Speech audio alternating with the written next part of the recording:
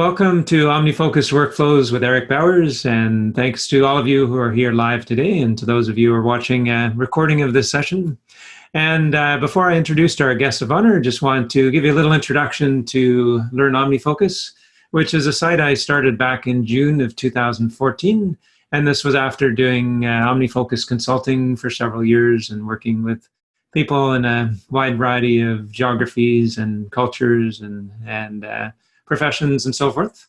And I realized there was no way I could possibly work with everybody in the world one-on-one. And I also like the idea of forming a community around Learn OmniFocus, around OmniFocus. So that's where Learn OmniFocus was born. And it's thriving today. We've had people join from over 80 countries and definitely have big plans for the future, including a brand new website that's currently in development. And I look forward to sharing some more information about that in the very near future. And the mission for Learn OmniFocus is to support all of you in living a fulfilling and productive life with some help from OmniFocus as well as complementary productivity apps. So in a way, this site and this community is a way to hone your productivity skills. And what really helps is we all use OmniFocus. That's at least one common element in all of our productivity systems. And I find it's much easier to teach the productivity skills if we're all on the same platform. So that Learn OmniFocus isn't just about learning OmniFocus. There's much more to it, including other apps as well as those principles that'll serve you for many years to come. And the segment of Learn OmniFocus that we're in right now is called Learn OmniFocus Live. This has a few components. First of all, we have theme sessions. The most recent one was managing large projects with OmniFocus 3. And that's available in recorded form to all Learn OmniFocus members. And then we also have workflow guests, just like we're having Eric on today. And one thing I've found is there's no really one-size-fits-all flavor when it comes to productivity. Different people have different requirements for their system, different work styles, even different ways of naming things. And that's one of the reasons that I love to have guests on, just to get some different perspectives on the many different ways that OmniFocus can be used. And there's also these small, I call them office hour sessions, and these are limited to 10 people. These are an opportunity to get to know other people in the community, to ask questions that are specific to your own workflow. Everybody's on video, so it's almost like being in the same room. It's got a nice personal touch to it. And since people are sometimes sharing things that they wouldn't want shared outside the group, and maybe there's some confidential details of their life or work, these specifically aren't recorded, and all the participants are asked to refrain from recording these sessions. And then, as I mentioned earlier, something I've been doing for years is private consulting, and this continues to be a real passion of mine. So if you want to learn more about that, you can go to learnomnifocus.com/private. And a little peek at some of the sessions that are coming down the pike. And first of all, the next workflow guest is going to be on April 2nd, and looking forward to welcoming Justin DeRose. And Justin is a longtime OmniFocus user. He's the works at Discourse, which is, if you've used the Omni Groups forum or the Mac Power Users Automators forum, there's a lot of different companies that use this. You've actually used Discourse, so it's a really stellar forum software. In addition to OmniFocus, he's also a big fan of Notion, and he'll be talking extensively about how he uses Notion during the session, specifically to manage some of those bigger picture things that maybe don't fit so well into OmniFocus. He's also a big fan of drafts and MindNode, some of the usual suspects you've probably seen here on Learn OmniFocus. And he's runs an effective remote work online community, which I'm a part of and definitely benefited from what he shares there. And he also has a really great podcast called Process. So while you're waiting to join Justin on Learn OmniFocus Live, definitely recommend checking out those sessions as well. And then later next month, on April 22nd, there'll be a 90-minute session, and we're going to delve into what I think is often one of the more challenging parts of productivity, and that's reviews. And reviews, I think once you get into the habit, it's almost hard to stop doing reviews because it's kind of like taking a shower in the morning. They're what helps keep things up to date and accurate, and just kind of get rid of that scuzz factor that might accumulate in your system. And in this session, we're going to take a nice deep dive into reviews, looking at everything from daily reviews to annual reviews and pitfalls you might find along the way, why you would want to do them in the first place, and so forth. So definitely encourage you to come to that session, attending live if you can, because there'll be some interactive exercises we go through. And then on May 27th, Michael Kirkman-Jones, who's actually joining us here live today as well, is going to be our first guest from Wales. And I've known Mike for many years. He did my 4-month Holistic Productivity for Mac and iOS course. He's also been a member of the Learn OmniFocus community for many years. And he's a seasoned project manager and programmer and has a really interesting approach to using OmniFocus and complementary apps. So definitely look forward to his session. That'll be on May 27th at 10 a.m. Pacific time. And the Learn OmniFocus office hours, there's currently 4 open for registration. There's 2 in March, on March 11th and 26th, and then 3 in April 8th, 15th, and 29th. And hopefully you'll be able to find at least one day and time that works for you. If you're finding you'd like to come to these and not finding a date and time that works, definitely drop me a line, and I'll be happy to look at putting some other sessions in place. All right, without further ado, it's my pleasure to introduce Eric Bowers. And Eric is joining us from Tampa, Florida today. He recently moved there and starting his life in Tampa. And you might have seen Eric's name around the internet. He's been featured by the Omni Group a couple of times. A while back, he did an article on Inside OmniFocus, which is one of the Omni Group's websites. It's all about managing life, so I definitely recommend checking that out if you haven't already. And he was recently as well a guest on the Omni Show, which is a podcast that's put on by the Omni Group. And this is a really interesting look behind the scenes, both the people who work at the Omni Group as well as people like Eric who are average users of the Omni Group's products. And I know many of you are a fan of MindNode, and I definitely recommend checking out Eric's post on the MindNode website. He talks specifically about how he's using MindNode to write his novel, and I'm sure he'll be mentioning his novel as well as the other things that he does as we go through the session today. And if you want to read more about what Eric has to say about technology and productivity, I recommend going over to bowersvoice.com. And he's got an active blog there and lots of great content. Okay, and without further ado, I'll pass it over to you, Eric. Well, thanks for that intro, Tim. I am definitely a passionate user of OmniFocus and the complementary apps. And so I would love to share my workflow with you and kind of just get, some questions from everyone and see how I might be able to shed some light on the simplicity end of things. That's how I tend to err in my life, is on the side of simplicity. So I do use OmniFocus everywhere that it's available. So I use it on the Mac, the iPhone, the iPad, and my Apple Watch. And I'm a big fan of all 4 platforms. The iPhone is with you at all times. So the ability to enter tasks, I just do that through Apple Reminders. I'll just say, hey, I'll invoke the phrase and say, remind me to this or that. And the iPhone will capture that task from Apple Reminders through Siri. What I do is I just have I have OmniFocus look to my inbox list on my iPhone, and it'll only pull in from the iPhone, because even if I speak the task to the iPad, for example, if I'm with the iPad, remind me to do this or that, eventually the iPhone's just going to grab it using background app refresh and take that reminder out, put it into the OmniFocus database on the iPhone, and then sync it over to all the devices. I found that in the past, if I had included that setting to grab the reminder from both the iPad and iPhone, that it would create a duplicate. So I just have it in one place. It works flawlessly.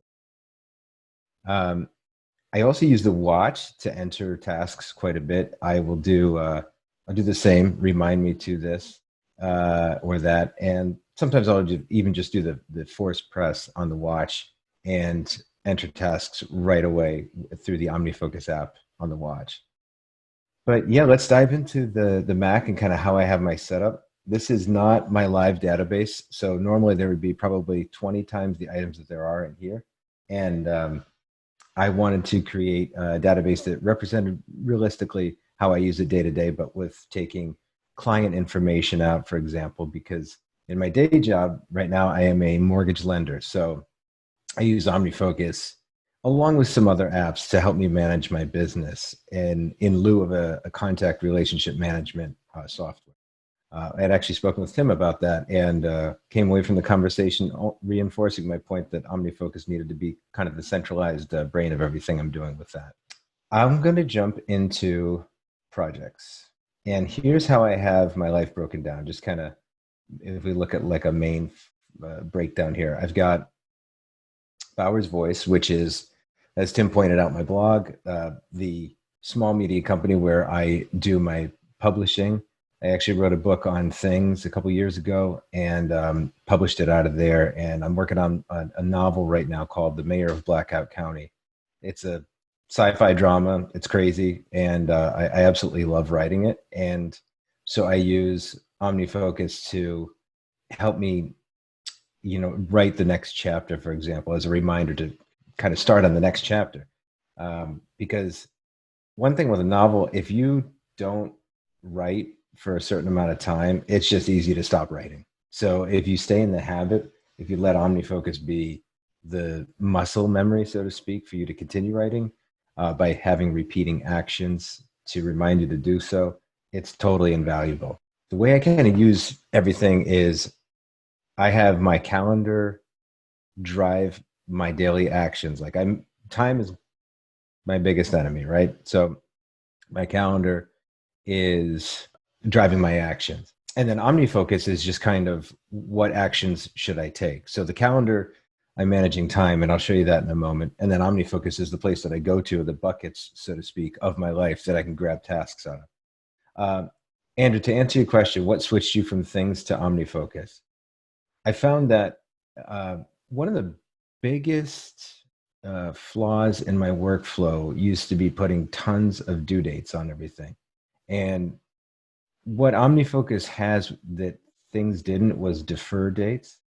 And I really use those all the time because rather than put a fictitious due date of, let's say, tomorrow on Call Tony, what I really want to do is just like have that available to me tomorrow, not take action on it if I choose.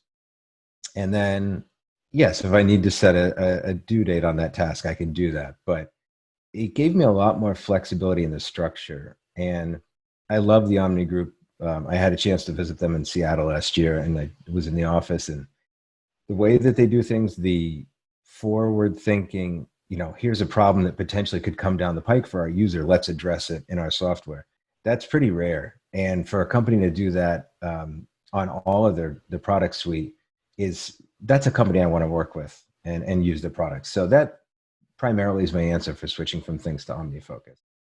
Cultured Code's got a great company, great product. It's just, I think I had outgrown its feature set just for me.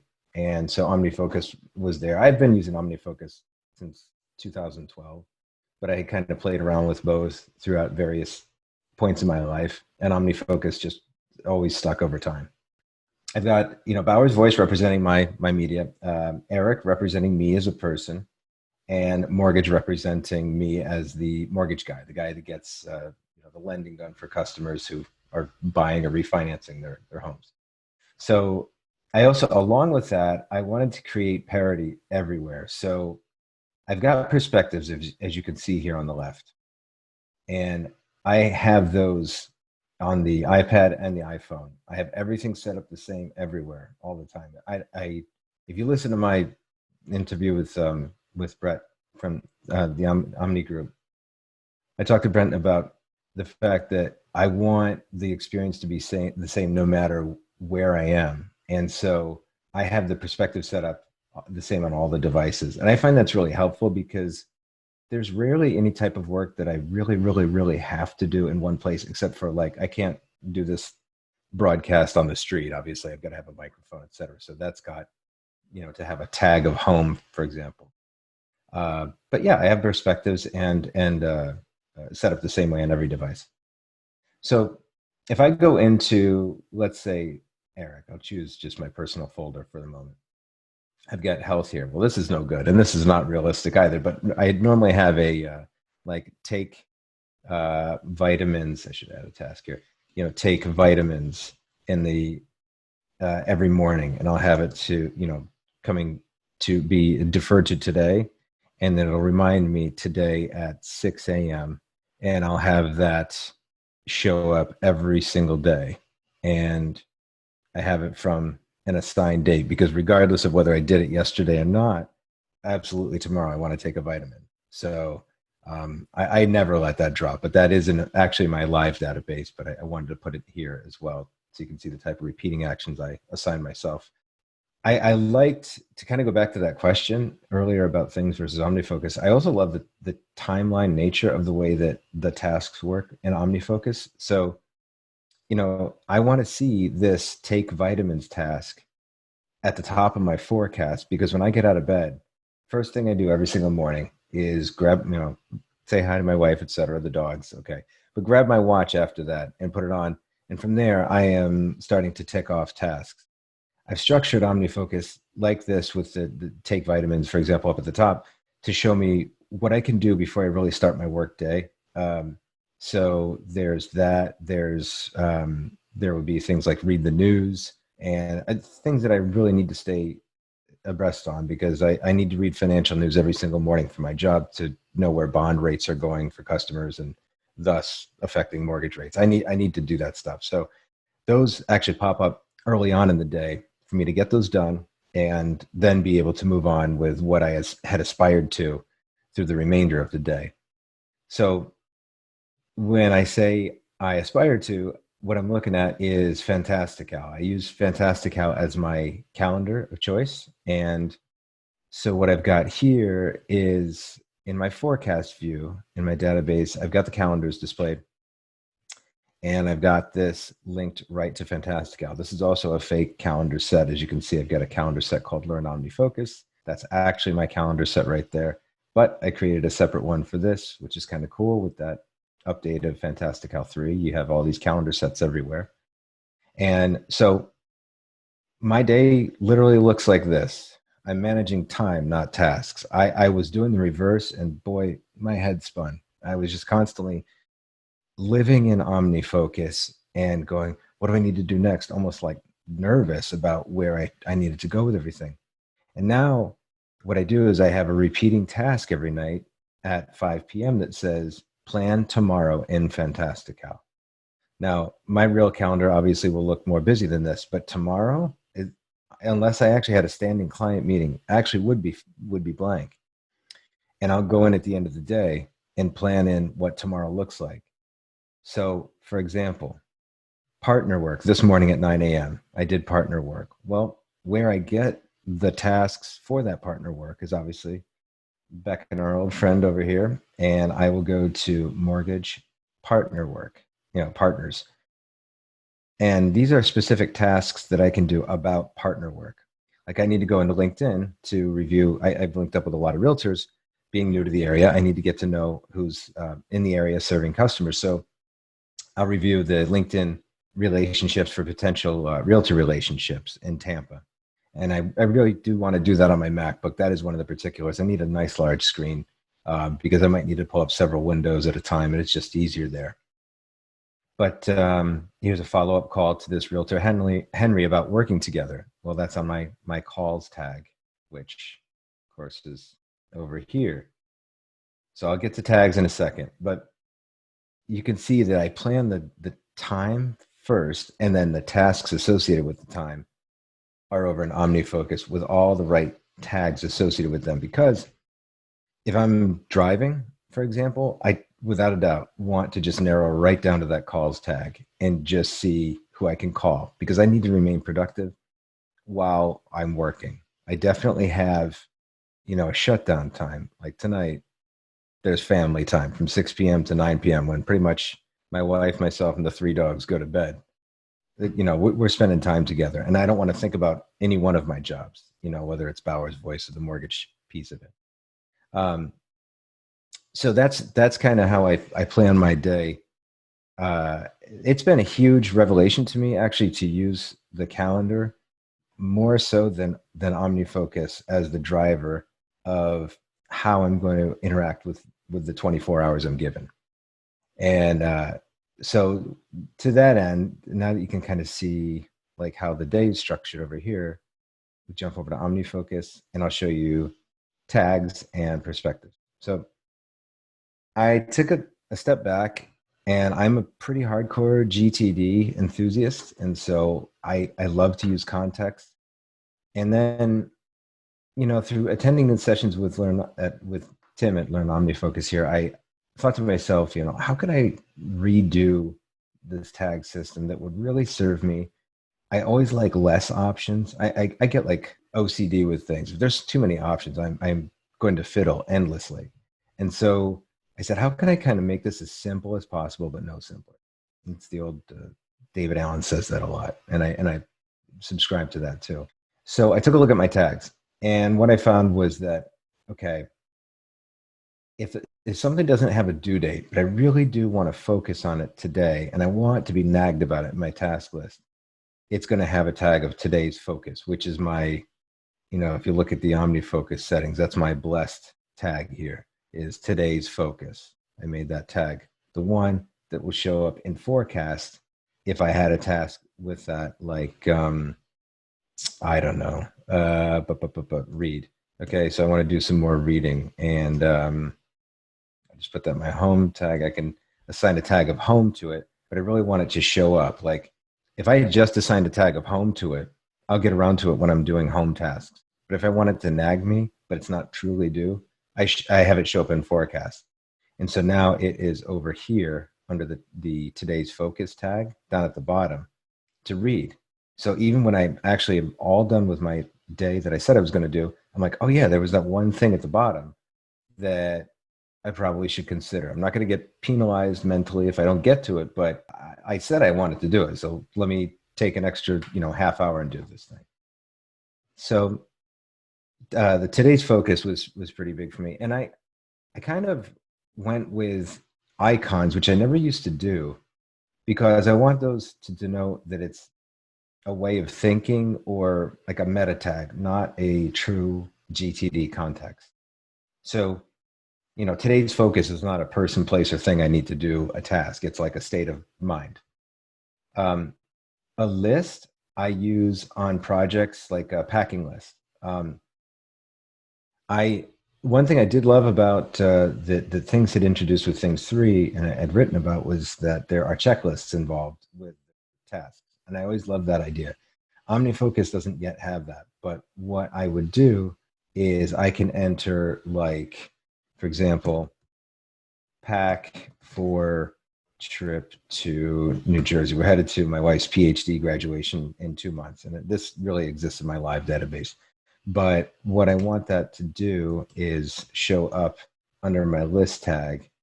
And I'll say trip is the name of the project. But I want to have that show up, but I don't want that tag to show up in any of my perspectives. So if you look at my perspectives and we look at the setting, it's going to say, don't have anything with a tag of subproject or list show up here. I want to literally have a tag that says, well, I put that away here. So I want to have a tag that says, I probably would say home here and have that show up on, let's say, 3 days before my trip. But the associated items like shirts, shoes, you get the idea. Those I'm going to have a tag of list. So while those are still associated with the action pack for trip, I don't, and actually I would probably remove the list here. Yeah, that makes sense to remove the list. I want that action to show up on a certain day, say 3 days before we take the trip, but I don't want everything else associated with that to show up. I don't want to have my forecast just overloaded with these items necessarily, or my perspective overloaded with these items, I should say. So I'll see the perspective that says literally just pack for trip to New Jersey. And I'm like, oh yeah, what should I do about that? And there's all the associated items I should pack into the suitcase. So that's one way I got around the checklist thing. And I really like that. That's been a big change for me. Similarly themed here is sub-projects. So you'll see a project here like a good one is the, I have one here. Well, let's just go to my tag. I don't have anything that is available right now. So let's check out remaining. There's a good one. File taxes. Here's a great example. So file taxes for the business. For 2019, I want to file taxes by April 14th, which tax day here is the 15th. So I'm going to create a sub-project called Get Documents Together. Well, that's more than one step, so it's kind of a sub-project, and I wanted to label it as such. The real meat and potatoes here is, the context of Alexandra, my wife. I need to get her tax information from her, and I need to get my own tax documents for 1099 work, for voiceover work that I've done for Bowers Voice, or any other work that I've done to earn income. Apple, book sales and things like that. Apple puts out their tax receipts for you. So I have to corral all of that together. Once that's done, I can then literally file taxes. So this is a sequential project. So obviously none of the remaining items here are showing up in any of my perspectives until I actually address the top item. So let's say I've filed taxes, which really that should be right there. Use TurboTax. Okay, let's say I've done that. Filed my taxes. And then of course I'm awaiting that sweet, sweet refund from the IRS. After that's done, I'll get that. And then I will check the bank accounts for that actual refund that the IRS said that I was going to receive, or the payment that they need from me, which is probably more likely this year. But that's neither here nor there. But that's how I manage a larger project with sub-projects. I really wanted to denote visually a way for those to stand out. Another context, I used to call this Anywhere, but I found that Anywhere became a dumping ground for things that I could do on my iPhone or my iPad or my Mac. Well, now I just have that be Apple devices. And specifically, if I need to be connected to the web, i.e., like if I can't do this on a plane, I'm going to have a task here that says like, you really need web connection. Make sure that you've got web connection whenever you're trying to do this. You could say that these kind of intertwine, but I've pretty much just have items go to Apple devices, unless it's like for this presentation, I had to install ScreenFlow specifically on the MacBook. In my live database, that was an action. I can't do that on my iPad or my iPhone. Literally, I had to go to the Mac. And so check for Twitterific update. I'll do that on my iPad and my iPhone, for example. So there are times that they're very specific to those devices, but otherwise I just might say Apple device, like you're here, you can do this thing. But Brainstorm is literally just that. I need to sit down and think about this thing. A lot of times in writing this novel, I mean, I've never done this, and these ideas have to come somewhere. Brainstorm usually means peace and quiet. No one's interrupting me. I haven't had too much coffee, with just the right amount, so I'm like, going up and running. So Brainstorm is one of those tags that I don't use every single day, but when I do, I really respect it. Especially we've got a little icon here, this guy thinking, and I know that I'm going to need to put some time aside to really get through this task. And I don't associate times with tasks too much. You can go a little kind of crazy with these things, but if I did, I would be like, think about next chapter, and I would do that at home, but also seeing that I needed to brainstorm, and I might associate a time with that, so you can see how often I use it. There we go. I might associate 30 minutes with that. I don't do that because, again, I want OmniFocus to be the kind of the bucket that I pull from and just start knocking through tasks. I don't want to think a whole lot about the meta information around it. It's perfectly capable of being used in 1,000 ways, but I want it to be quick where I can just knock items off. So that's how I have Brainstorm set up. Agendas is the old GTD context, like this is a person I literally need to do this thing. And so I've included my wife, Alexandra, on that one tax tag there. Calls, I've explained, literally I'm making a phone call. Errand is out and about. And so, for example, I'll show a remaining, I don't know why it's not showing. I think well, it's because I'm focused. Yeah, thanks. So pick up a screen roll for the punctured screen in lanai. This is the wonderful thing about Florida. You have lanais over the pool, but a squirrel will just decide that it's their playground and just rip right through it. So you're kind of constantly replacing screens. I've done that 3 times in the past 5 months. So that's an errand. When I'm out and about, I'm going to throw the next perspective, which contains every single facet of my life with all tags. I'm going to throw that next perspective over to my watch. I want everything to be available to me. What I'm going to focus in on that tile on the watch is going to be that errand or that phone call so that I can do these things. They're not mindless tasks, but I can do them. I don't have to be at home to do these things. And in an errand case, I actually cannot be at home to do this. So I tend to view these on my watch quite a bit or the phone, but it's just easy with the watch. I do wish OmniFocus would get some note capability on the watch specifically. Like if I said that this screen had to be 4 by 7 feet, I would love to see that on the watch. But right now that field, this note field is hidden. And I suppose it's to clean up the watch to ensure that it's not lagging and not presenting too much data, but it would be cool to see that. So yeah, that next perspective works like this. This is everything in my life, not designed for a specific area, but rather it's got to be available. So I need to be able to take an action on it.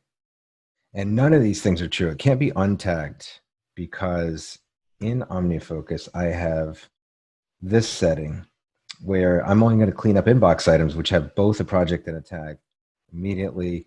And by default, all my projects are parallel. I like to have things be in the inbox until they've got a destination, a true destination, not just a project, but a project and a tag. I tend to tag every single item in OmniFocus because if it's in there, it's actionable, even if it's a heading like a sub-project, but something about that needs to be done. So everything gets tagged anyway.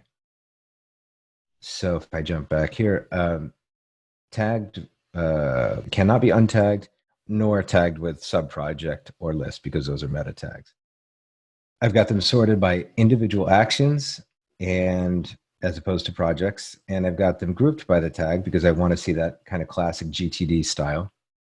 And then from there, I've got them sorted by due because obviously if there's something due, I want that to pop up at the top of whatever context list I'm looking at. So that's next. The next 3 perspectives, those are variations on that. So if I look at the settings here, these are all the same except for the folder from which they pull tasks. So I've got the Eric perspective. It's got to be available in the folder Eric, and none of those same exact items can be true. It's got to be actionable things I can do here. Bauer's voice, you get the idea. It's only located in the folder Bauer's voice, and mortgage for the same reasons, which is down there at the bottom.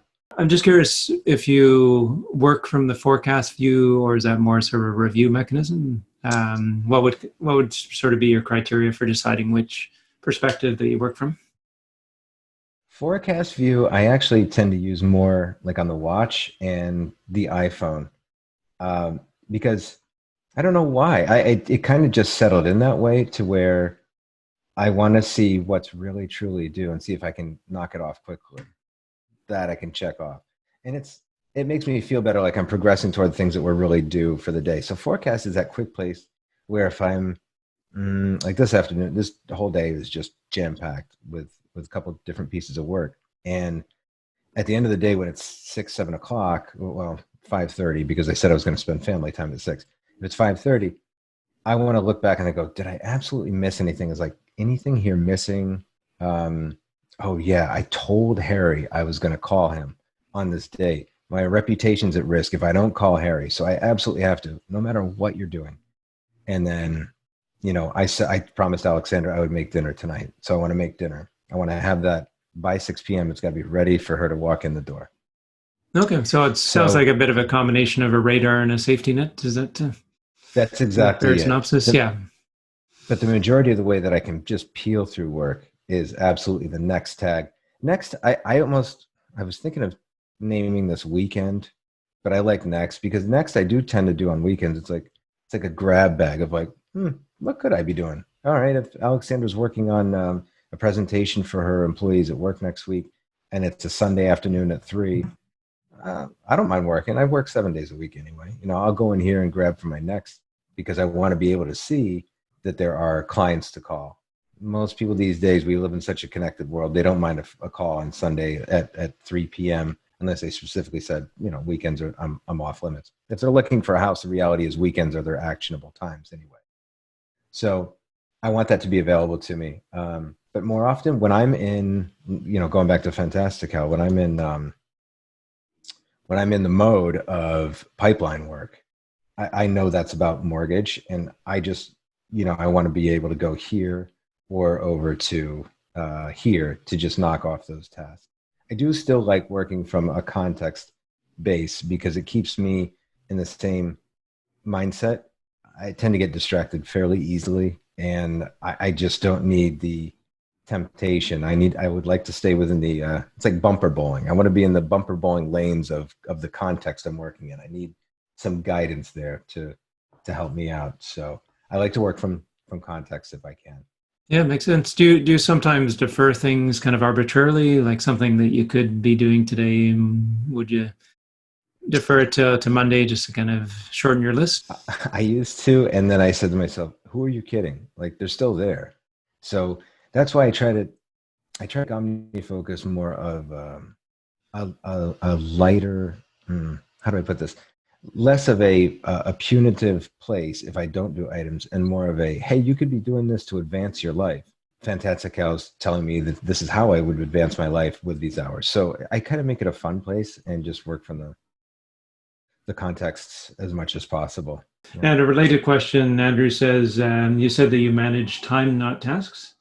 And he's asking if you're using the estimated time in tasks, or are you relying on the blocked calendar time to estimate the amount of time. And I have experimented with that relentlessly, and what I found is that is going to drive all my other actions. That calendar is going to drive everything else. So if I have a meeting, let's say I have a meeting today at 3 p.m. and it's now, I know I've got 1 hour to do something. I'm not going to go choose something that I thought would take 45 minutes but could turn into an hour and a half. I will go grab something and start it, and if I don't finish it, then I'll put a pin in it in OmniFocus and say finish project X.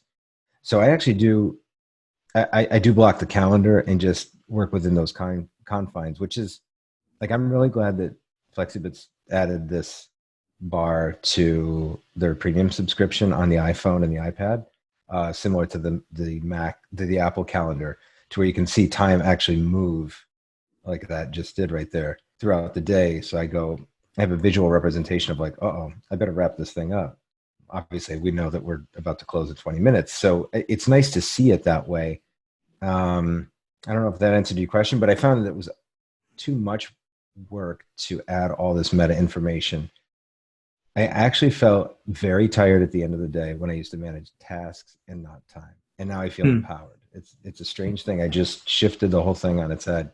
And that's been since the beginning of the year, and it's really worked. One nice crossover that can be useful in some cases is if you do put a value in that estimated field in OmniFocus, if you drop that item into Fantastical, it'll actually use that as the length of time for the appointment. Yes. So that's I do like that. Yeah. Is there a way to do that on the iPhone that you know of? I don't think it's possible on the iPhone. It does work on the iPad, though, I believe. So you can actually drop, if you have them in evident split screen, you can drop between the two. Right. That's what I thought. That's how I've done it on the iPad and the Mac. Are you actually linking back to OmniFocus, or do you just manually go back and say, okay, now is the time I used to do that. It created extra work. And so now I just see, I need, when I see pipeline work, that's why I keep things simple, because if you notice, my calendars are called mortgage, which obviously it's color coded, Eric, and BV for Bauer's Voice. My real calendars are some variation of that. Well, when I jump back here, let's say I see this BV, there would be a project associated with it under Bauer's Voice that would more likely be under business the Learn OmniFocus session project, and it is in my live database. So if that's something I'm working on, I know exactly where to find it in OmniFocus. I don't necessarily need to dig around.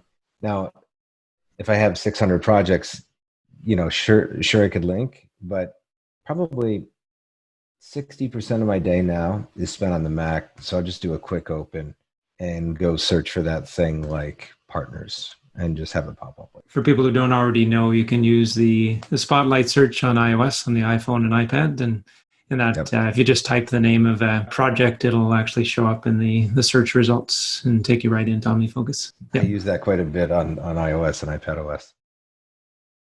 Especially if you're giving it distinct names like Eric has here by putting the partners in square brackets. If you were just type open square brackets PA or something like that, you probably find it takes you right into the list that you want to be in. Yeah. Oh, and that's a Tim Stringerism right there. I picked it up years ago and I said, hey, that's a genius way to represent visually. This is a single action list. And as you can see, these are all single actions.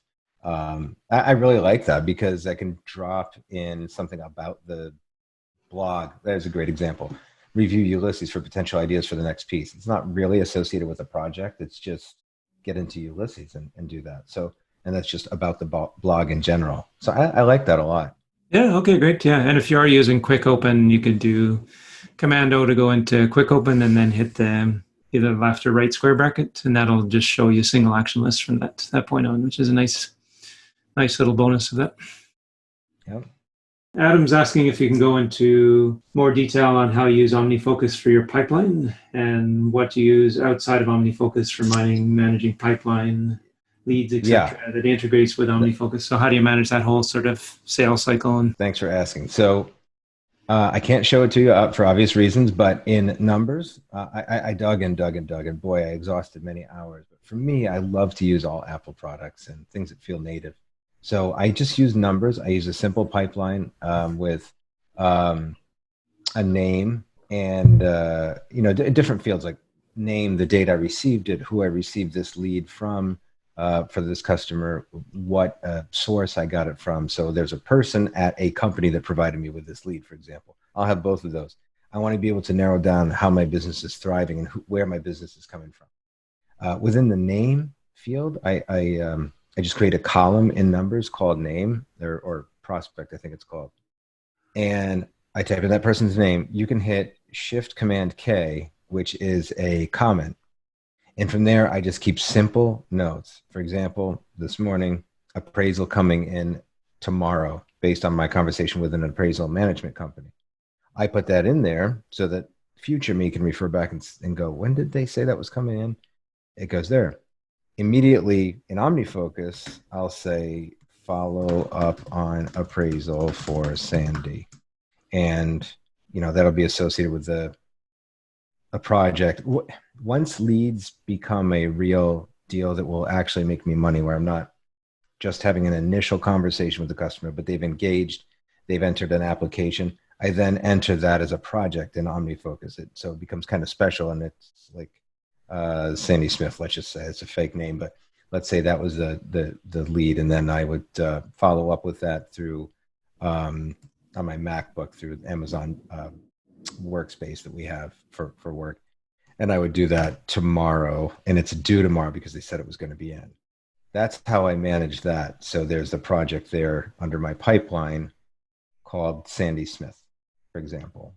So then I have a sortable list of names and closing dates and dollar amounts and things like this that OmniFocus just can't do. But the actions around that, numbers obviously can't do.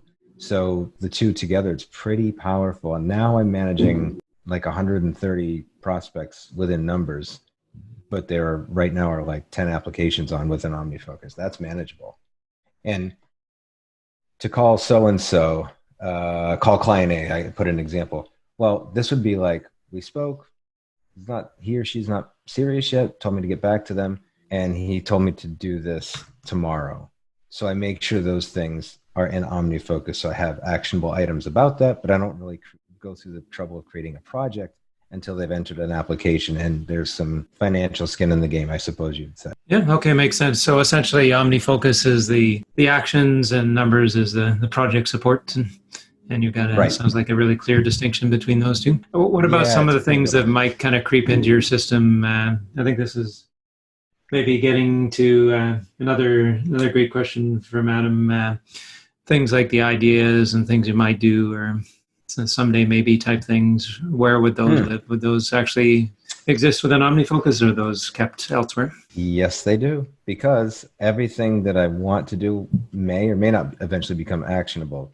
So in my live database, I will actually just recreate this here. I have a project called, you guessed it, Someday Maybe. And it's a single action list. It's got a tag of list, so it's not in my normal actions. And I will say, go, go rock climbing. And whoops. I'll have that idea, let's say. When I eventually come back to OmniFocus to process my inbox, I'll be like, I can't do it right now. It's not actionable. Let me put it in Someday Maybe and get it out of here. So that when I do my review, Someday Maybe will obviously show up here eventually. And I'll be able to go one by one and go, oh, yeah, do I want to rock climb? Or was that just a dumb idea and I'll never do it? I'll just delete. It's harmless because it then is like a container within OmniFocus that I didn't have to think about a whole lot. But if I choose to make it an actionable item, I can Shift Command 1 and turn that into a project very quickly. And that way, I don't have to do double the work by going to look somewhere else. That's what I do with like ideas for the future.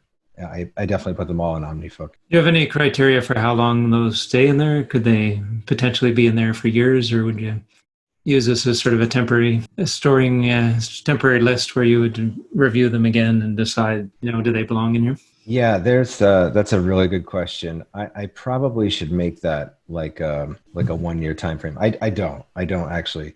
So there are some things in there from maybe 1 or 2 years. I'm pretty good at pruning out the things that I think I'll never do. I mean, to me, there's a fine line between going, someday I would like to be president of the United States, which I have no aspiration to be, but it's a thought I might have had one time, right? There's a fine line between that and actually having the ability to do something. I might get into OmniFocus, but within a few weeks, it's probably, if I'm never going to do it and it was just a passing thought, it'll be deleted. I don't need to see it because I wasn't really maybe serious about doing it, or the time has passed to do it.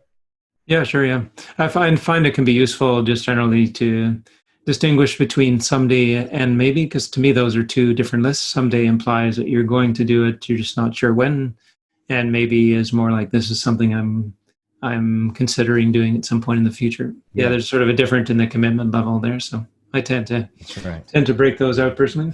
Yeah. So another question from Adam. Yeah, he makes a great point. One major problem with any task manager, it's so easy to add too much. Can you discuss how you prioritize what to work on, and if you have any priorities built into OmniFocus, like big rock, medium, little, etc.? So if you do end up with a situation where there's too much in there to reasonably do, what would be your approach to kind of decide what to do in that moment? Well, I don't often run into that because of the way that I time block, but I get your point. So let's say there were 100 calls in my pipeline calls list. They're not all getting done today, but I can reasonably, and I have, within 2 hours, I can knock through 50, and most people won't answer the phone. That's a good example because it's something I can peel through quickly. But then at least I've chopped through this list. Now, if there are 1,000 tasks, I mean, on my weekly review, I really have to ask myself, there's 24 hours in a day. I'm 42 years old. I mean, how much longer can I think that I'm going to do all these things, And so I will try to be realistic about the expectations for, let's say, the coming few months. And this is just me, I'm the type of person that I will only focus on the things that I know that I can excel at, that will take my life to a level that I want it to be. One thing I want to get better at is writing my, let's say, 10-year goal down. If you ask me right now, what do you want to be doing in 10 years? It would probably be something along the lines of, I want Bauer's Voice to be more successful. But I know that is it's not specific. It's not a SMART goal, so to speak. I really should have a space where I write, I want to be producing, 4 books a year and earn X income and be featured in this magazine if it still exists in 10 years or something like that. I probably could do that better. There is an app that I am very fond of, which I cannot show you because it's pretty loaded with data, called TOT, T-O-T, and it's by the Icon Factory, which I really like those guys. They make Twitterific, and so it's just a little notepad, scratch pad. I've actually been kind of experimenting with that becoming almost like a someday maybe, because there's absolutely zero commitment there. There are 7 screens that they allow you to have. They've minimalized it on purpose just to create this like playing field that was smaller. And so one of the tabs, I was getting stuck on my book the other day, and I just devoted it to the mayor of Blackout County. And I said, what am I trying to accomplish overall? Because I had mind maps and I had Ulysses sheets of ideas, and I went back to square one for kind of the second act. And I said, what do you want to happen in this? I said, and it just came out. It's like, oh, duh. So it's like a minimalist heaven. I've been using that quite a bit more for long-term thoughts and a little bit of project planning, because where it doesn't need to hang around for a long time. I'm experimenting with that, but that's on the Mac, it was free. I think on iOS it was like $20 or so, but good little app. And so I definitely support a lot of developers that I like and use apps that might help me think in a different way. An invaluable one is MindNode. I've done some writing for them and kind of how I use that, but this is just a great blank canvas. So a lot of projects will start here. A lot of chapters have started here. And so I use MindNode quite a bit. Probably about 2-3 times a week I'm in there with some harebrained idea that's going to end up in OmniFocus. Patrick's commenting, work your calendar, not your tasks. That was a light bulb moment for him. So yeah, that's great wisdom. And I think using the calendar the way you're using it is what helps keep your task list grounded, getting back to Adam's point earlier, so that you're probably less likely to put a lot of tasks into OmniFocus because you're more tuned into there's only 24 hours in a day to do all the work and sleep and everything like that. I wanted to make a quick point about that. You have to include breaks. You really can't just go from one event to the next and just expect to hit the ground running. Like pipeline work really should look like that. Stopping at 11:45 to allow for 15 minutes for me to just breathe, reset mentally. I work from home 95% of the time, unless I'm visiting a realtor or a business partner.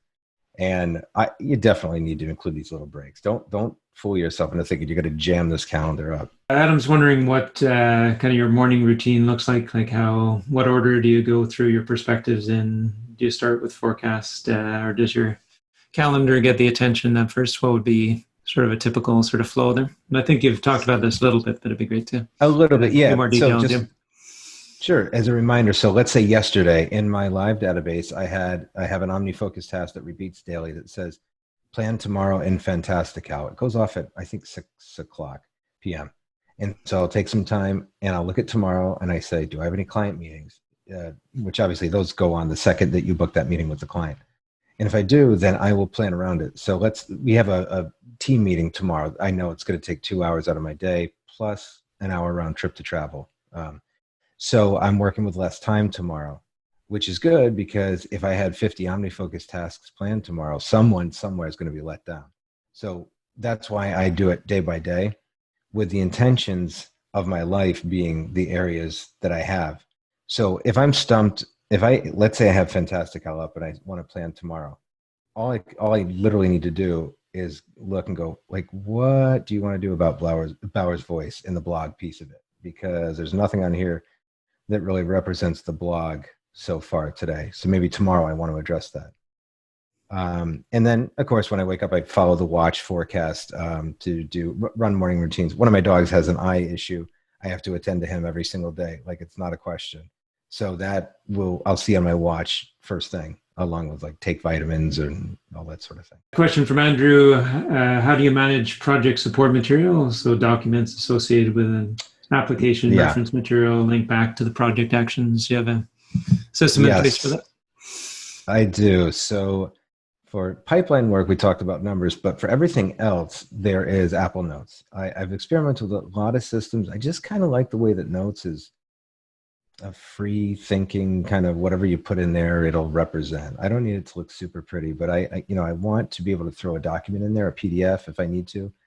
A lot of people will say the files management application is better for PDFs. I'm definitely taking a look at that. But I have about 1,000 notes right now.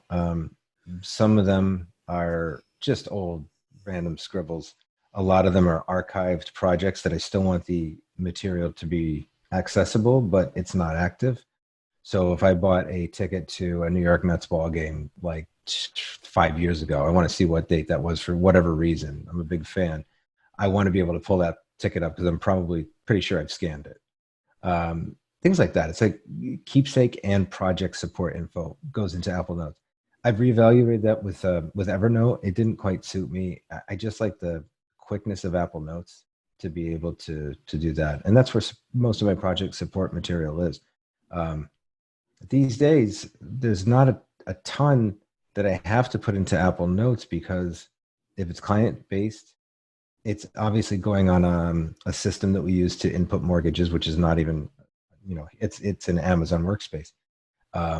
And if it is something to do with my book, like words for a chapter, it's in Ulysses. So it's on a sheet in Ulysses, and I just inherently know where to go.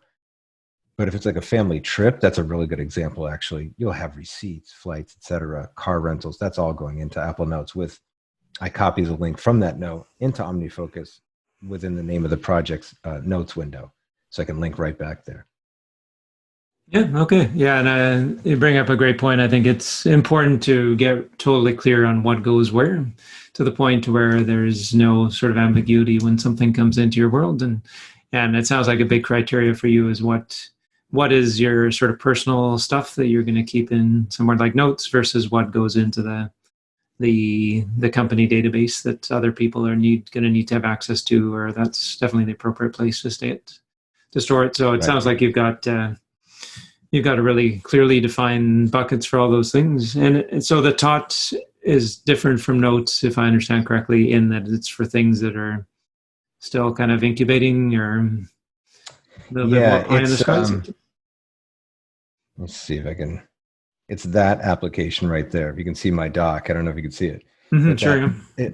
Yeah, that's free on Mac. You should check it out. Those it actually just looks like this. Again, I can't open it because it is loaded with some ideas right.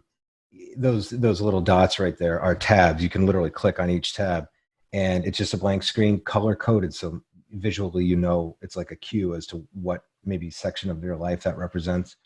But I found it really helpful. It doesn't ask for much from me. It's just like it's a sticky note on your Mac and on your iPhone and your iPad. And I thought that was really cool. Actually, a great use of it was I was driving the other day, and here's how I take down some information. I was driving. A client said some very specific things to me, which I was driving 65, 70 miles an hour, and I had to get down though. And I wasn't in a position where I could really pull over. So I asked Siri to launch Tot. She did. And I just pulled up the first blank tab, and I hit the Siri keyboard button and dictated it all into Tot. And I'm always going to look at that because it lives in my dock. And it actually, when I reboot my Mac, it's one of the applications that always starts up. And so I'm always going to be able to look at that on a daily basis, like a couple times a day, and say, oh yeah, that thing, I need to put that in the numbers document for the pipeline because that client told me some things about that. So hopefully that answers the question. On the go, yeah. It's a good help.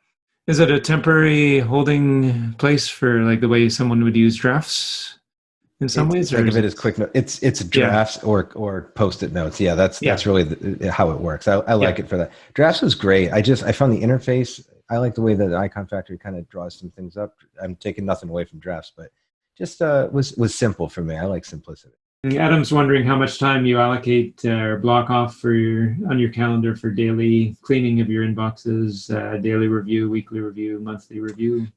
And is it ever enough? I think that's a good question.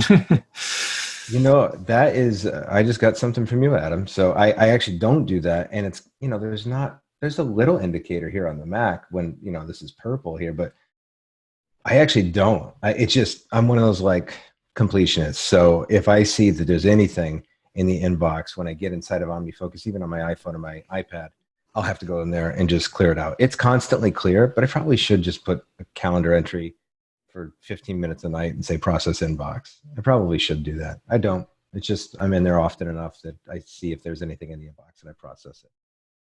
I often talk about the inboxes as like dirty dishes on the counter in the kitchen, and my sort of tolerance for that is low, so I don't need anybody or anything to remind me to clear that. It just happens automatically. Exactly.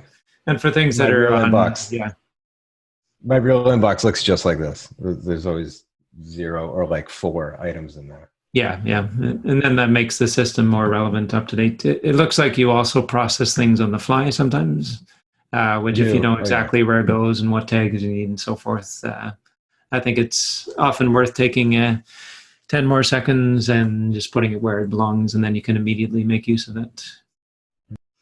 And Adam was wondering where you can learn more about the book. I think that's over on bowersvoice.com.